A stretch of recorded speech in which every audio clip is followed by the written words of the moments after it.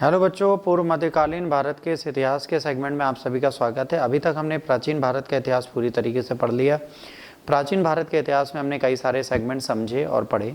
प्राचीन भारत खत्म होने के बाद मध्यकालीन भारत आता है और मध्यकालीन भारत भी दो भागों में बटा है। पहला पूर्व मध्यकालीन भारत जो प्रारंभिक फेज में आएगा। यहाँ पर बहुत सारी ऐसी चीज़ें बताई जाएंगी जो लोगों को समझ नहीं आती थी, लोगों को पता नहीं होती थी। जब इस भारत की हम बात करेंगे तो यहाँ पर क्या है, 5वीं शताब्दी में आपको सबको पता है कि क्या हुआ, गुप्त साम्राज्य का पतन हो गया। और हुरणों के आक्रमण के चक्कर में गुप्त साम्राज्य जब गया तो यहाँ पे छोटे छोटे राज्य, क्योंकि सामंतशाही चल रही थी तो बहुत सारे छोटे छोटे राज्यों का विस्तार हुआ। गुप्त साम्राज्य के साथ ही पाटलिपुत्र का गौरव भी नष्ट हो गया। पाटलिपुत्र के स्थान पर अब क्या हुआ, कन्नौज एक इंपॉर्टेंट टेरिटरी बन गई, है ना। इस काल के दौरान महत्वपूर्ण परिवर्तन हुए, सामंतवाद का उत्कर्ष हुआ जिसने भारतीय इतिहास में को प्राचीन से मध्यकाल में रूपांतरित कर दिया। अब क्या हुआ, सामंतवाद का उदय हुआ जिससे प्राचीन भारत का इतिहास खत्म हुआ, मध्यकालीन भारत स्टार्ट हुआ। अधिकांश राजपूत थे तो इस युग को राजपूत युगीन युग भी कहा जाता है। कुछ वेदांत राजपूत को आबू पर्वत में वशिष्ठ के अग्निकुंड से उत्पन्न बताते हैं, तो ये अग्निकुल के माने जाते हैं। ऑल दो ये अग्निकुल के थे कि नहीं इसके बारे में हमें कुछ भी नहीं आइडिया है, बट इसे हम अग्निकुल का नहीं मानते। कायदे से अगर बात करें अग्निकुल का नहीं मानते।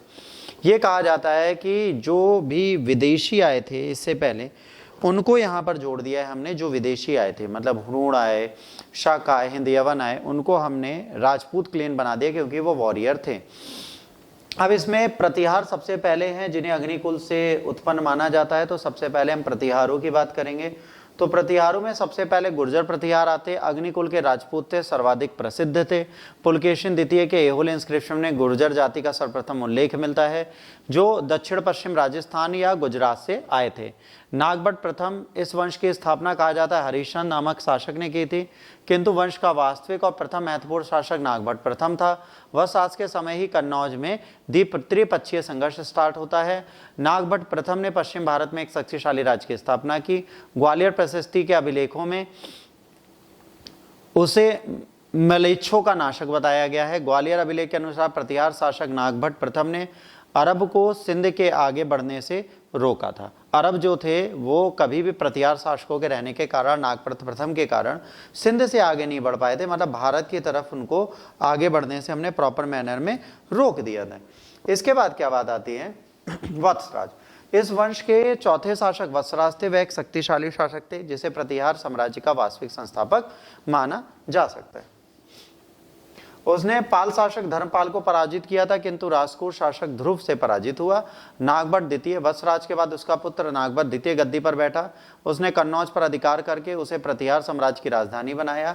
मिहिर भोज प्रथम इस वंश के सर्वाधिक महत्वपूर्ण शासक थे। भोज को अपने समय दो प्रबल शक्तियां पाल नरेश देवपाल और राजपूत नरेश ध्रुव से पराजित होना पड़ा। भोज के प्रारंभिक जीवन के साहसपूर्ण कार्यों से अपने खोए हुए साम्राज्य की पुनर्प्राप्ति की और अंतिम रूप से कन्नौज को अपनी राजधानी बनाया।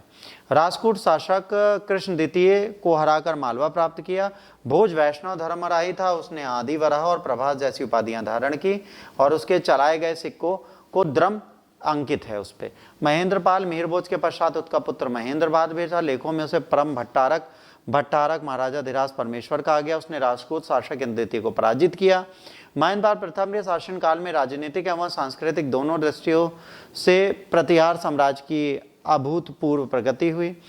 उसकी राज्यसभा के प्रसिद्ध विद्वान राजशेखर निवास करते थे और कर्पूर मंजरी, काव्यवंश और विद्यशाल भंजिका, बाल भारत, बाल रामायण, भुवन कोश और हरविलास इत्यादि की रचना की। इसके बाद आते हैं बेटा महीपाल के शासनकाल में बगदाद निवासी अल-मसूदी गुजरात आया। अल-मसूदी गुजर प्रतिहारों को अलगुजर और राजा को बोरा कहकर पुकारता, संभवतः वराह का विशुद्ध उच्चारण है।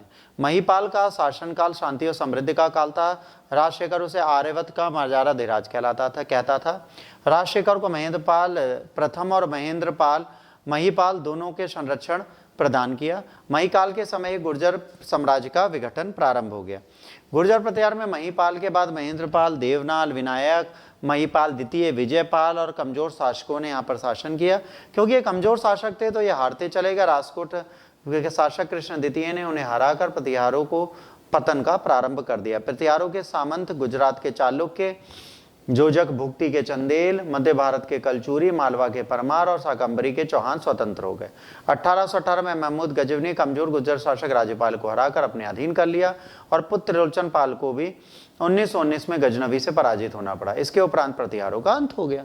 गुर्जर प्रतिहारों ने विदेशियों के आक्रमण के संकट से भारत के द्वारपाल की भूमिका निभाई। इसके अंतिम वर्ष का शासक जो था, अंतिम शासक वो था यशपाल। गुर्जर प्रतिहारों की विशेषता ये थी, गुर्जर प्रतिहार के पास भारत के सर्वोत्तम अश्रोही सैनिक थे। उन दिनों मध्य एशिया और अरब से घोड़ों का आयात भारत में एक महत्वपूर्ण अंग था। प्रतिहार त्रिपक्षीय संघर्ष पाल प्रतिहार राजपूत को अंततः जीत पाए। पाल गोपाल कहा जाता है कि बंगाल साइड मत्स्य शासन स्थापित हो गया था। मत्स्य शासन का मतलब है जिस शासन में कोई किसी की सहायता नहीं करता। इस मत्स्य शासन के समय यहाँ पर कंडीशन बहुत बिगड़ चुकी थी, तो यहाँ पर इनको मत्स्य न्याय कहा गया और मत्स्य न्याय के लिए यहाँ पर गोपाल को बैठाया गया। गोपाल बौद्ध अनुयायी थे। इसके बाद धर्मपाल बैठते हैं। गोपाल के पश्चात उसका पुत्र धर्मपाल पाल वंश का शासक हुआ। 11वीं शताब्दी में गुजराती कवि सोड्डल ने धर्मपाल को उत्तरापथ स्वामी की उपाधि से संबोधित किया। धर्मपाल एक उत्साही बौद्ध था। उसके लेखों में से परम स्वागत कहा गया। उसने विक्रमशिला तथा सोमपुरी में प्रसिद्ध विश्वविद्यालय की स्थापना की। उसकी सभा में प्रसिद्ध लेखक हरिभद्र निवास करते थे। धर्मपाल प्रतिहार शासक वत्सराज और राजकोट शासक ध्रुव से पराजित हुआ। धर्मपाल ने कन्नौज पर अधिकार करके एक शानदार दरबार का आयोजन किया और जिसमें पंजाब, पूर्वी राजस्थान के अधीनस्थ राजा उपस्थित हुए। धर्मपाल बौद्ध धर्म का अनुयायी था। धर्मपाल ने नालंदा विहार को 200 गांव अनुदान में दिए। देवपाल इस वंश का सर्वाधिक शक्तिशाली शासक माना गया है। बादल स्तंभ पर उत्कीर्णित लेख से दावा है देवपाल उत्कलों को पराजित कर दिया था, हुणों का घमंड खंडित कर दिया था, द्रविड़ और गुर्जर के मिथ्याभिमान को भी ध्वस्त कर दिया था। अरबी यात्री सुलेमान देवपाल को प्रतिहार राजपूतों शासकों से अधिक शक्तिशाली मानते हैं। देवपाल ने सुमात्रा जावा के शैलेंद्र वंशी शासक बालपुत्र देव द्वारा बनाए गए बौद्ध विहार के अनुरक्षण के लिए 5 गांव दान में दिए थे। देखिए, पालों में सर्वाधिक प्रमुख शासक ये है। देवपाल भी बौद्ध मत अनुयायी था। लेखों ने से परम सौगागत, कुछ विद्वानों के अनुसार ओदंतपुरी या प्रसिद्ध बौद्ध मत का निर्माण कराया था। इसके बाद आते नारायणपाल। नारायणपाल देवपाल के उत्तराधिकारी वीरपाल के पुत्र थे के पक्ष में सिंहासन छोड़कर संन्यास ग्रहण कर लिया। नारायणपाल ने शिव के सम्मान में 1000 मंदिरों का निर्माण कराया। फिर महिपाल पालवंश की शक्ति को पुनर्जीवित किया। महिपाल ने पालवंश का दूसरा संस्थापक माना जाता है। इसके काल में राजेंद्र चोल ने बंगाल पर आक्रमण किया और पाल शासक महिपाल को पराजित किया। महिपाल के समय पाल राज्य का विस्तार मगध और दक्षिण बिहार तक था। महिपाल बौद्ध भिक्षु अतिश के नेतृत्व में तिब्बत में एक धर्म प्रचारक मंडल भेजा। हिंदू काव्य दया भाग में जन्मजाता जिमतु वाहन को पाल शासकों का संरक्षक बताया गया। महिपाल की मृत्यु के बाद पाल वंश की अवनति प्रारंभ हो गई। रामपाल तारानाथ संध्याकर नंदी द्वारा रचित रामपाल चरित्र में रामपाल को इस वंश का अंतिम शासक माना जाता है। रामपाल के शासन में कैवतों का विद्रोह हुआ। इसी के बारे में रामपाल चरित्र मिलता है। पाल वंश की विशेषता, 9वीं शताब्दी में सुलेमान नामक अरबी व्यापारी ने भारत की यात्रा की। उसके वृत्तांतों से सबसे अधिक शक्तिशाली होने का प्रमाण मिलता है। उसने पाल साम्राज्य को रोमा कहा। पाल कलाकारों ने कांस्य की मूर्तियां बनाने में महारत हासिल कर ली थी। बंगाल के पाल शासक बौद्ध धर्म के अनुयायी थे। पाल राजाओं द्वारा बहुत बड़ी संख्या में हाथी रखे जाते थे। पाल शासकों के समय में सतरक्षित और दीपांकर नामक बौद्ध विद्वानों ने तिब्बत की यात्रा की तथा कालांतर में धर्म स्वामी नामक विद्वान ने तिब्बत से भारत आया। पाल वंशों का तिब्बत के साथ घनिष्ठ राजनीतिक संबंध था। दक्षिण पूर्वी एशिया साम्राज्य में पालों का व्यापारिक और सांस्कृतिक संबंध था। देखिए, मैं तेजी से इसलिए पढ़ा रहा हूँ क्योंकि क्विक रिवीजन है। अगर आप इन फैक्ट्स को एक बार सिर्फ सुन लेंगे 2 से 3 बार, और आपको 2x की स्पीड नहीं चाहिए क्योंकि मैं 2x से ज़्यादा तेज स्पीड में चलूंगा, तो आपको चीज़ें प्रॉपर मैनर में याद हो जाएंगे। सेन वंश से हम लोग पढ़ेंगे अगले लेक्चर।